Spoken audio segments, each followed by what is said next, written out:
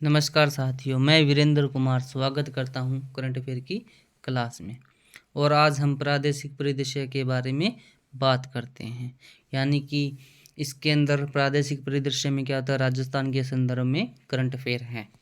और ये वीडियो रीट पटवार, first grade, second grade, SI, ASI और राजस्थान की अन्य एग्ज़ाम के लिए भी महत्वपूर्ण साबित होगी। और मेरा यह अनुभव है कि करंट जीके के अंदर क्रोनोलॉजी से बाहर एक भी क्वेश्चन नहीं जाता है। और आप इसे निरंतर पढ़ते रहिए। अगर इसे पढ़ते रहोगे तो आप तक आगे एग्ज़ाम में आप बेहतरीन कर सकेंगे।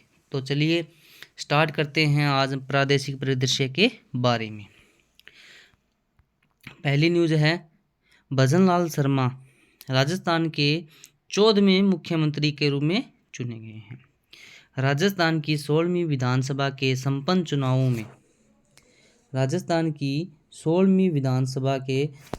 चुनावों में भारतीय जनता पार्टी ने बहुमत हासिल किया तथा भजनलाल शर्मा प्रदेश के नए मुख्यमंत्री के रूप में सत्तासीन हुए हैं। इनको शपथ राज्यपाल कलराज मिश्र ने दिलाई है।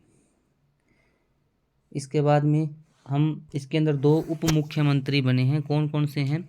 दिया कुमारी जो विद्यानगर विधानसभा क्षेत्र से हैं और प्रेमचंद वेरवा विधायक है, ये दुद्दू विधानसभा क्षेत्र से। इन दोनों को उप मुख्यमंत्री बनाया गया है। ये देखो तस्वीर है, इसके अंदर ये दिया कुमारी है और ये पीएम मोदी और ये सीएम भजनलाल शर्मा और ये प्रेमचंद वेरवा। नेक्स्ट इसके आगे हम बात करते हैं प्रोटेम स्पीकर। राजस्थान के राज्यपाल कलराज मिश्र ने 18 दिसंबर 2023 को राजभवन में आयोजित समारोह में पूर्व मंत्री और भाजपा के वरिष्ठ विधायक कालीचरण सराफ को राजस्थान विधानसभा के प्रोटेम स्पीकर पद की शपथ दिलाई है। ठीक है, तो राजस्थान की 16वीं जो विधानसभा है उसका पहला सत्र 20 दिसंबर 2023 को संपन्न हुआ, जिसमें प्रोटेम स्पीकर कालीचरण सराफ ने 16वीं विधानसभा के चुने हुए विधायकों को विधानसभा सदस्य के संविधान के प्रति निष्ठा और कर्तव्यों के श्रद्धापूर्वक निर्वहन की शपथ दिलाई है। इसके बाद विधानसभा स्पीकर बने हैं वासुदेव देवनानी। वह 17वीं राजस्थान के विधानसभा अध्यक्ष हैं। फिर हम बात करते हैं विजय सीटों की दलबार स्थिति। भारतीय जनता पार्टी ने 115 सीट प्राप्त की हैं। भारतीय राष्ट्रीय कांग्रेस ने 69, आदिवासी पार्टी ने 3, राष्ट्रीय लोकदल पार्टी ने 1, राष्ट्रीय लोकतांत्रिक पार्टी ने 1, निर्दलीय 8, बहुजन समाज पार्टी ने 2 सीटें प्राप्त। कुल विधानसभा सीट कितनी है? 230, जिसमें चुनाव संपन्न हुआ 199 सीट पर। वह कौन सी सीट थी जिस पर चुनाव नहीं हुआ? यह श्री गंगानगर जिले के करणपुर निर्वाचन क्षेत्र से कांग्रेस प्रत्याशी गुरमीत सिंह कुन्नूर के निधन के कारण यहां चुनाव स्थगित कर दिया गया था। इस विधानसभा सीट पर चुनाव जो हुआ 5 जनवरी को संपन्न हुआ है और इसका मतगणना 8 जनवरी को होगी। इसके बाद में बात करते हैं प्रमुख दलों को प्राप्त मत प्रतिशत। भारतीय जनता पार्टी को 41.69% और कांग्रेस को 39.53%, आरएलएमपी को 2.39% और बहुजन समाज पार्टी को 1.82%। सर्वाधिक मतांतर से जीत। विद्यानगर से भाजपा सांसद और प्रत्याशी दिया कुमारी 71,368 मतों से उन्हें कुल 1,58,516 वोट मिले थे। और न्यूनतम की बात करें तो कोटपुतली से भाजपा के हंसराज पटेल 321 मतों से तथा कठूमर से भाजपा के रमेश खिंची 409 मतों से जीत हासिल की थी। तो हम आगे बात करते हैं चुनावों में महिला प्रत्याशी।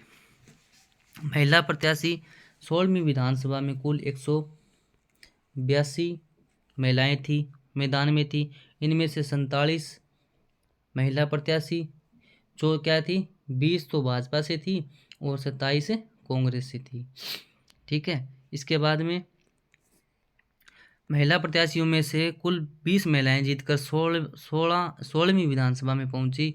इस प्रकार महिला प्रत्याशियों की जीत का प्रतिशत 10.5 रहा।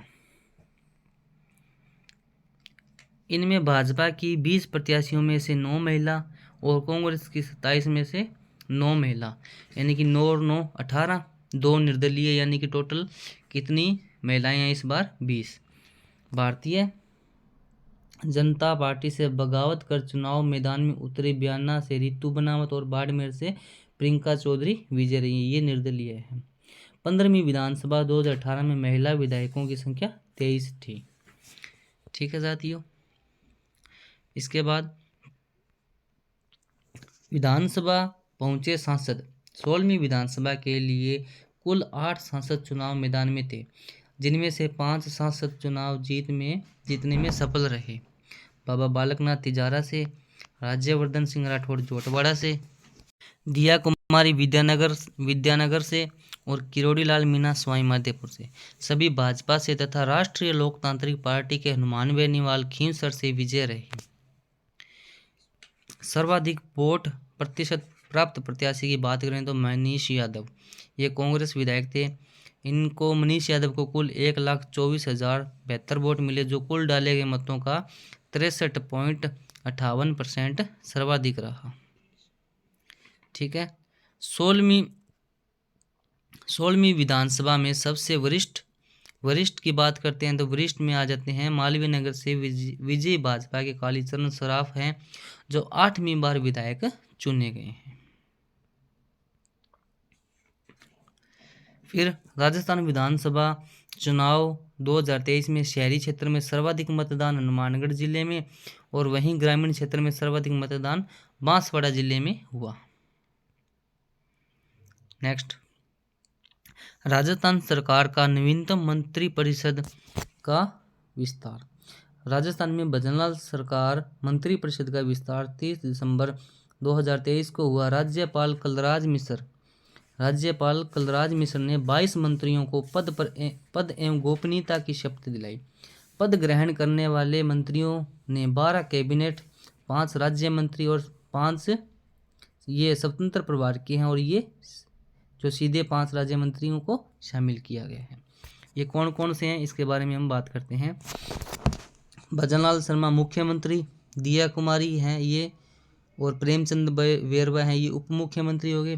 फिर है कैबिनेट मंत्री है डॉक्टर किरोड़ी लाल मीणा, गजेंद्र सिंह खींवसर, राज्यवर्धन सिंह राठौड़, बाबूलाल खिराड़ी, मदन दिलावर, जोगाराम पटेल, सुरेश सिंह रावत, अविनाश गहलोत, जोगाराम कुमावत, हेमंत मीणा, कन्हैयालाल चौधरी, सुमित गोदारा।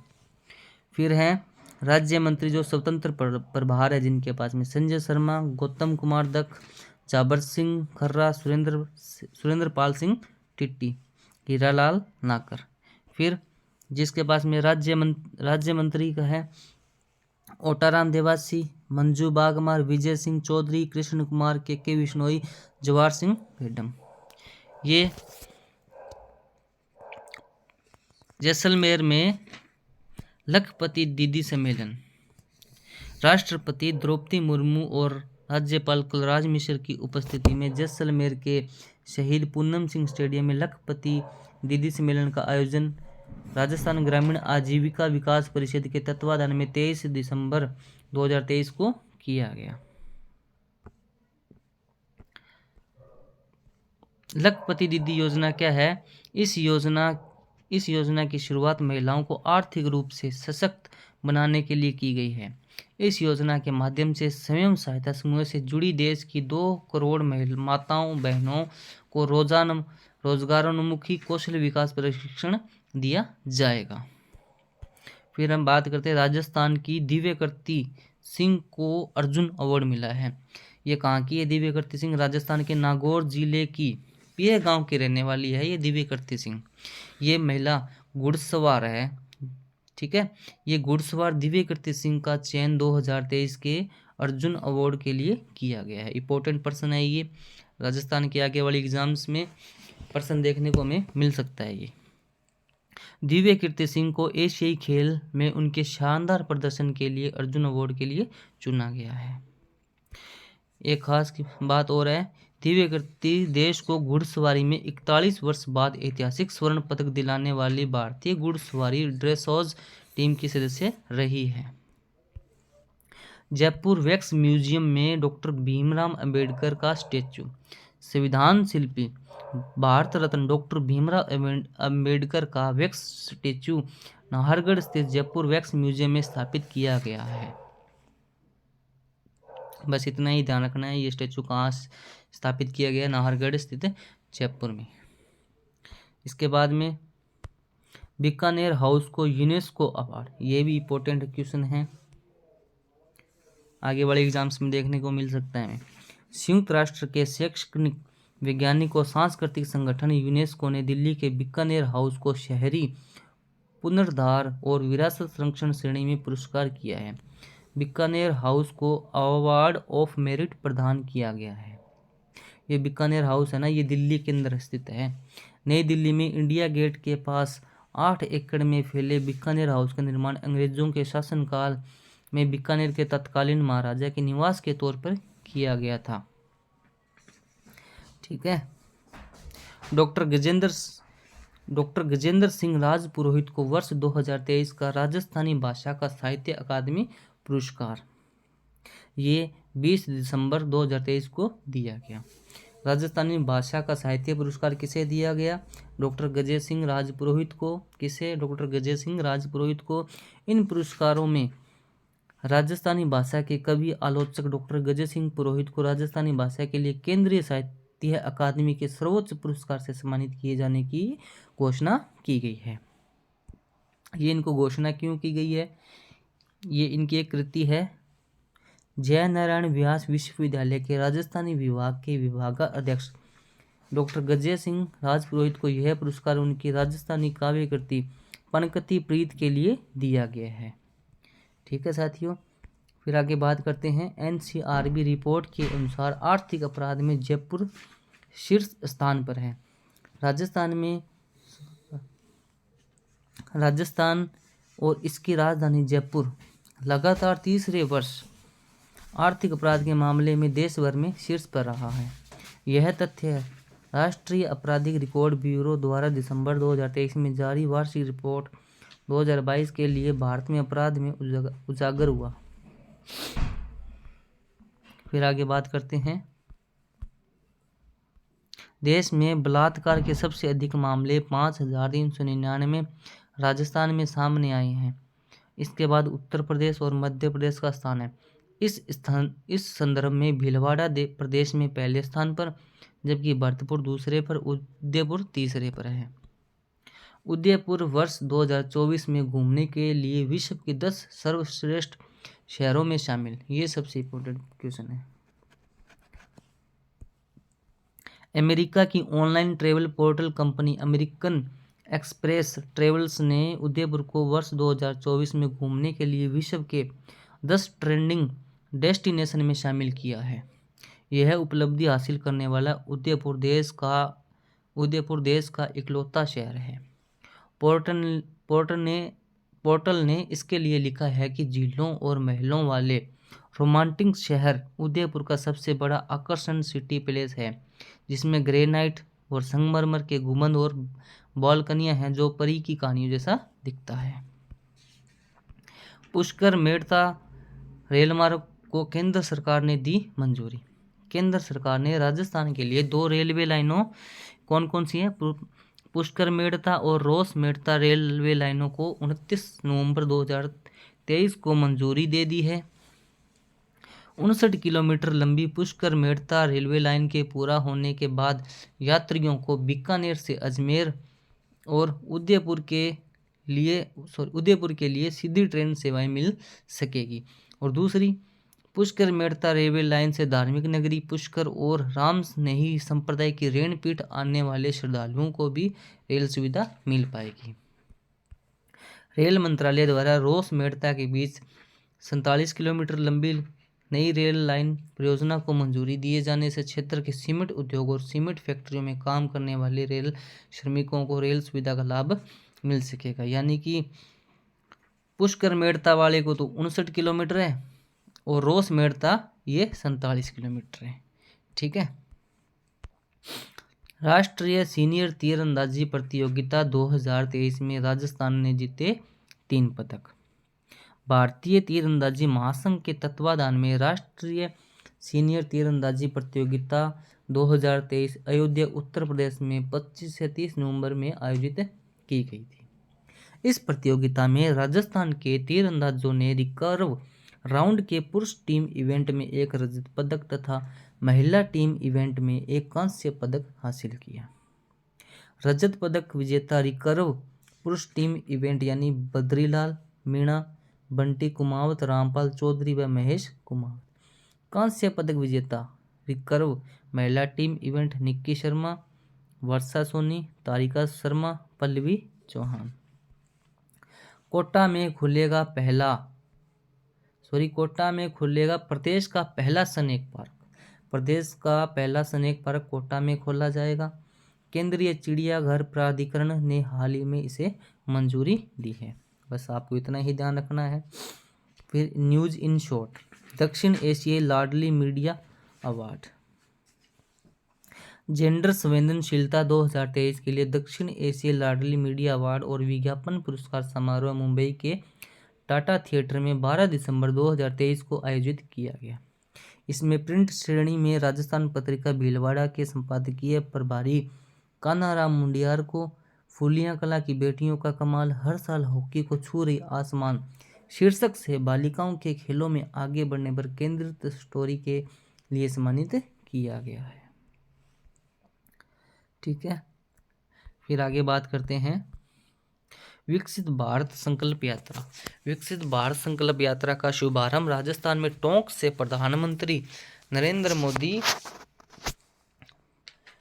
एवं मुख्यमंत्री भजनलाल शर्मा द्वारा 16 दिसंबर 2023 को वर्चुअल तौर पर किया गया है। ये संकल्प यात्रा क्यों शुरू की गई है? क्योंकि जो भारत सरकार की जो फ्लैगशिप योजनाएं हैं उनके बारे में जागरूकता करना और उनको जो उनसे बिछड़े यानी वंचित लोग हैं ना उनको लाभान्वित करने के उद्देश्य से किया गया है। इसके बाद में हम बात करते हैं शिल्पग्राम उत्सव। शिल्पग्राम उत्सव क्या है? उदयपुर में पश्चिम क्षेत्र सांस्कृतिक केंद्र द्वारा आयोजित 10 दिवसीय शिल्पग्राम उत्सव का शुभारंभ राज्यपाल कलराज मिश्र द्वारा 22 दिसंबर 2023 को किया गया। फिर पद्मश्री कोमल कोठारी स्मृति लाइफ टाइम अवार्ड, ध्यान रखना थोड़ा सा इम्पोर्टेंट है। उत्सव के शुभारंभ कार्यक्रम में गुजरात के लोक नृत्यक जेंद्र सिंह जडेजा और कवि कला मर्मज्ञ और लेखक डॉक्टर राजेश कुमार व्यास को पद्मश्री कोमल कोठारी स्मृति लाइफ टाइम अवार्ड से संयुक्त रूप से प्रदान किया है। ठीक है, फिर है पीकेबी, राजस्थान विद्युत उत्पादन निगम की छत्तीसगढ़ स्थित परसा स्थित व कंतेवासन खुली खदान को केंद्रीय कोयला मंत्रालय का स्टार रेटिंग अवार्ड मिला है। किसान दिवस पर सीकर संभाग के 2 किसान को सम्मानित किया गया है। कौन कौन से वो 2 किसान? वो हैं जगदीश प्रसाद पारिक और एक हैं डॉक्टर सुंडा राव वर्मा। अखिल भारतीय हस्तशिल्प मेला, राष्ट्रीय कृषि एवं ग्रामीण बैंक नाबार्ड द्वारा अखिल भारतीय हस्तशिल्प मेला 21 से 26 दिसंबर 2023 को जयपुर के जवाहर कला केंद्र में आयोजित किया गया। रेखा मीणा कौन है? त्योंदा गांव खेतड़ी की रेखा मीणा को लंदन में आयोजित एक प्रतियोगिता में कार डिजाइन क्षेत्र में विश्व के प्रतिष्ठित सीडियन पीपल अवार्ड 2023 से सम्मानित किया गया है। सीडियन पीपल अवार्ड 2023 को कार इंडस्ट्री का ऑस्कर माना जाता है। सिल्वर विंग्स ये क्या है? सिल्वर विंग्स वरिष्ठ नागरिकों के सामुदायिक प्लेटफॉर्म सीनियर वर्ल्ड द्वारा लॉन्च किया गया है। ये 60 वर्ष से अधिक आयु के लोगों के लिए होता है। फिर है इकबाल सक्का, गोल्ड मिनिएचर आर्टिस्ट इकबाल सक्का ने अयोध्या में बनने वाले राम मंदिर और मस्जिद के लिए विशेष स्वर्ण शिल्प तैयार किए हैं। कलाकृति में लगभग 200 मिलीग्राम स्वर्ण का प्रयोग किया गया है। इकबाल सक्का 100 विश्व रिकॉर्ड हासिल करने वाले एकमात्र आर्टिस्ट हैं। कॉन्स्टिट्यूशन क्लब, नई दिल्ली स्थित कॉन्स्टिट्यूशन क्लब की तर्ज पर जयपुर में विधानसभा क्षेत्र के समीप 4,948 वर्ग मीटर भूखंड पर कॉन्स्टिट्यूशन क्लब बनाया गया है। राजस्थान विधानसभा देश की ऐसी पहली विधानसभा है जिसके पास कॉन्स्टिट्यूशन क्लब का निर्माण किया गया है। ये राजस्थान है जो पहली विधानसभा है। फिर बात करते हैं हम वेणु गुप्ता। खान विभाग में एसीएस रही वेणु गुप्ता ने Rajasthan real estate regulatory authority के चेयरपर्सन का पदभार 5 दिसंबर 2023 को ग्रहण किया है। रानी रंगीली, ये रानी रंगीली कौन सी है?